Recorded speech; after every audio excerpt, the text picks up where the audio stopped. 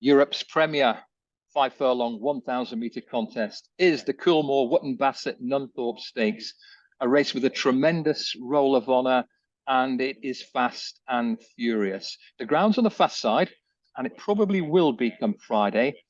They'll certainly beat 58 seconds. They may well nudge 57. There are lots of fast horses in here, and a few who might just struggle to go the early gallop because the front runners will blaze. Let's go down the card.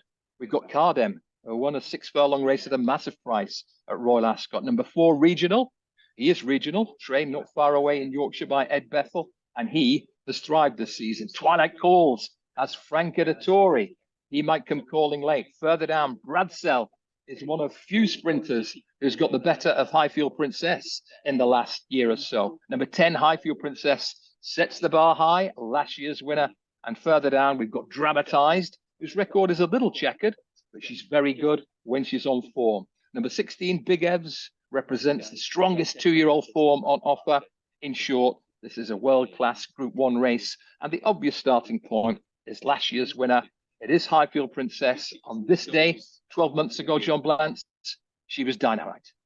Yeah, she certainly was. It might not have been the deepest Nunthorpe field of all time, but she absolutely slayed them. And obviously this horse's record is well known, her history is well known. Started this winning spree off a mark of 58 back in September 2020. She was nothing special, or thought of as nothing special, but she's turned into something really out of the ordinary. As I say, she won very, very easily last year. And I think there's not a huge amount of opposition in terms of anything much better than last year. So I think she's going to be very tough to beat this time round too.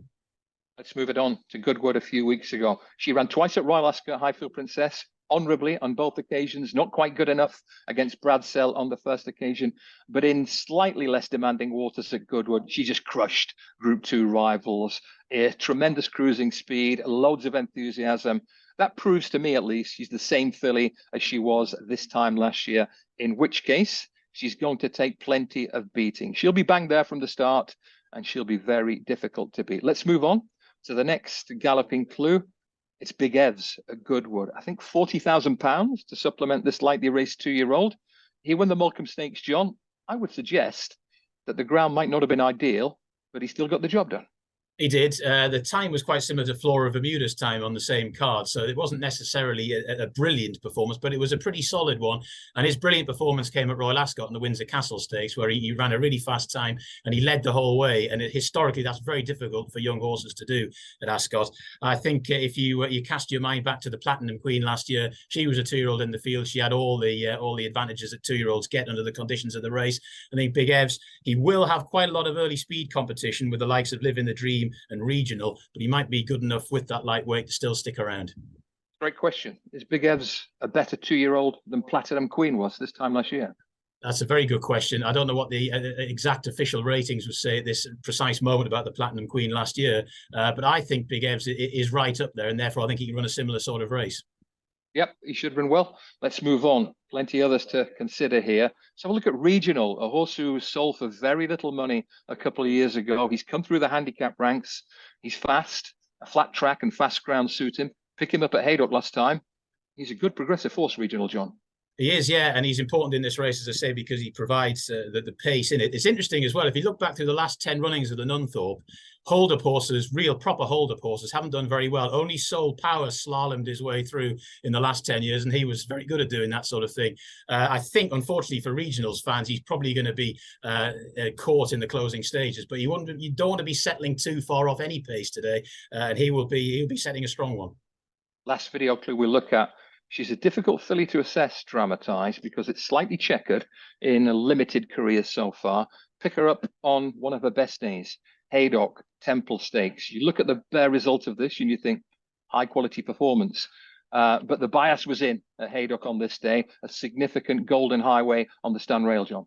Yeah, it was. And some of us were suckered into thinking it might not have been as golden, but I think history has proved that it certainly has. She was a bit disappointing in the Lauder, wasn't she, this time last year? That was a slight, puts a slight question mark in my mind. I think she'll probably go pretty well, but I haven't got enough confidence to put her in the numbers.